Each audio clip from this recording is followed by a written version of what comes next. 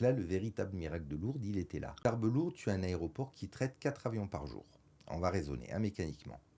Petite capacité, ce sont des 50 sièges, donc 4 x 5, 20, 200, 200 aller, 200 retour, 400 passagers par jour, aéroport de Tarbes-Lourdes. Impeccable. Et 6 ou 8 fois par an, tu as les grandes messes avec tous les pèlerins du monde entier qui déboulent. Et là, tu peux assister jusqu'à 180 appareils, mais des moyens gros porteurs, en moyenne de 150 sièges, 130, 150 sièges.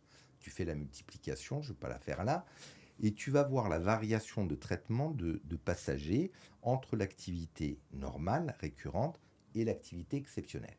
Donc là, tu es patron d'entreprise.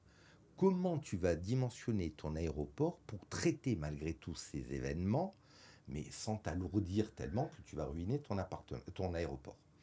Et là, c'est comme ça qu'on a fait. Alors, on connaissait déjà et on travaillait depuis longtemps avec un gars qui est très important pour moi aussi, qui s'appelle Youssef Sabé, lui je vais le citer, qui a été le patron de SNC Lavalin, qui est aujourd'hui le patron d'Armis, une société qui gère l'aéroport de Blois, et qui me dit, voilà, toi Fred, on dit que tu es un véritable assistant, tu vas me dire comment tu vas traiter ça. Alors je veux des banques mobiles, je veux. Et moi je lui avais dit, écoute, tout ça, ça sert à rien. Moi je te préconise d'enregistrer le matin les passagers après le petit déjeuner.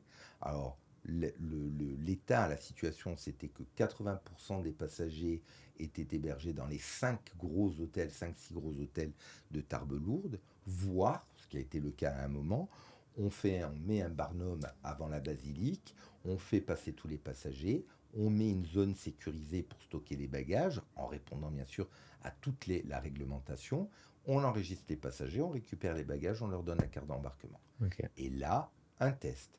Et ben, tu as déjà des milliers de bagages qui reviennent, parce que ce sont des gens, la plupart du temps, handicapés, avec des bagages, etc.